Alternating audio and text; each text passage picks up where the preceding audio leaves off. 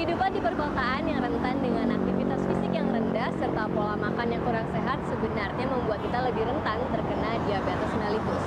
Untuk mengetahui lebih jelas mengenai apa itu penyakit diabetes mellitus dan bagaimana pencegahannya, saya, Katrina Inandia, dan juru kamera Rizky Febriandi akan memaparkannya untuk Anda.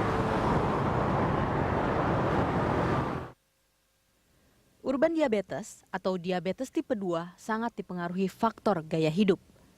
Masyarakat perkotaan cenderung memiliki aktivitas fisik rendah, namun memiliki pola makan yang tinggi karbohidrat dan lemak. Karena itu, cara terbaik untuk mencegah diabetes adalah dengan menerapkan gaya hidup dan pola makan yang sehat. Pola makan sehat seharusnya diajarkan sejak dini. Anak usia sekolah yang tinggal di perkotaan cenderung lebih mudah terpapar diabetes. Mereka cenderung sering mengkonsumsi junk food atau makanan tinggi lemak yang memicu kegemukan. Mudahnya akses kepada makanan tinggi karbohidrat dan tinggi gula juga menjadi faktor.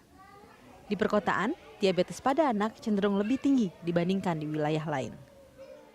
Kalau prevalensi diabetes anak di Indonesia saat ini ya, kira-kira itu 1.000 per 250 juta penduduk. Ya, jadi sekitar 0,4 per 1.000.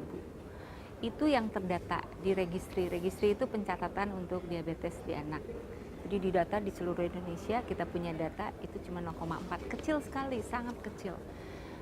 Kenapa seperti itu? Mungkin karena tidak taunya bahwa itu tuh masuk suatu penyakit diabetes.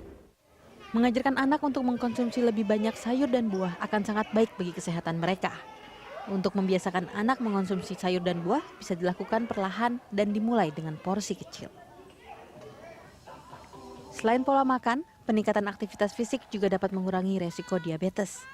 Biasakan untuk berolahraga minimal 2 kali seminggu. Olahraga yang dilakukan pun cukup dengan tingkat moderat. Paling mudah adalah dengan melakukan senam. Selain itu, olahraga lain seperti jogging dan bersepeda bisa jadi pilihan. Dalam mengatur pola makan, meninjau glycemic index dan glycemic load makanan akan sangat membantu. Data glycemic index dan glycemic load dalam makanan sangat mudah diakses di zaman modern ini.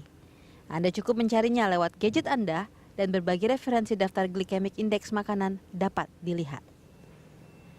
Glycemic index sendiri merupakan gambaran potensi peningkatan gula darah yang akan timbul dari suatu makanan. Sementara, glycemic load adalah jumlah glycemic index suatu makanan dalam satu sajian. Cara perhitungannya pun mudah. Anda hanya perlu mengalihkan glycemic index dengan jumlah karbohidrat dalam suatu makanan. Namun yang lebih mudah adalah dengan selalu memilih makanan yang mengandung lebih banyak serat. Selain itu, tentunya mengurangi asupan gula serta makanan yang tinggi lemak. Ya, resiko diabetes dapat dihindari dengan mengubah gaya hidup dan pola makan menjadi lebih sehat. Salah satu contoh yang paling mudah adalah mengubah kebiasaan makan beras putih seperti ini menjadi beras merah. Dari Jakarta, Katrina Inandia, Rizky Febriandi, Berita 1. Pak, boleh Pak? 2 liter aja ya ini. 2 liter ya Bu. Pemirsa, kita kembali dalam dialog Jurnal Siang mengenai diabetes. Kita ke dokter dulu. Dok, jadi pola makan seperti apa sih yang harus dijaga oleh pengidap diabetes? Yang bisa saya pesankan adalah pola makan yang sesuai jumlah kalorinya dengan kebutuhan. Nah, kebutuhan satu orang dengan orang lain berbeda sesuai dengan aktivitasnya, sesuai dengan postur tubuhnya, usianya, apakah ada hamil atau tidak, apakah sedang ada infeksi dan lain-lain. Intinya, kalau mau makan lebih banyak atau punya nafsu makan yang lebih banyak, maka harus diimbangi dengan keluaran energi yang lebih banyak, misalnya olahraga gitu ya. Olahraga yang teratur. Tapi jarangnya di sini makannya banyak, olahraganya kurang. Itu dia masalahnya. Habis makan malah kenyang terus tidur. Kalau Mbak Olga sendiri seperti apa? Memang susah sih dengan segala aktivitas. Saya mengaku juga bahwa berat sekali. Idealnya itu bahwa kita harus banyak olahraga. Akhirnya ya kalau misalnya ada kesempatan naik tangga 2-3 lantai ya naik tangga gitu. Kalau misalnya jaraknya nggak terlalu jauh ya jalan aja gitu, nggak sedikit-sedikit naik mobil, sedikit-sedikit naik lift, sedikit-sedikit naik eskalator gitu. Jadi mau nggak mau kita harus menyiasati karena di Indonesia ini kita siasati dikit-dikit lah ya, dikit-dikit ya. Kayak di Jakarta itu sulit kita jalan yang banyak gitu. Harusnya idealnya kan kita minimal sehari 7-8 kilo. Kalau kita keluar negeri, kita jalan-jalan itu pasti tercapai, bahkan lebih gitu ya. Tapi kalau di Indonesia Karena naik trotoarnya mobil, saja sudah terganggu iya, gitu ya. gitu. Kalau lagi shopping lumayan bisa 5 kilo.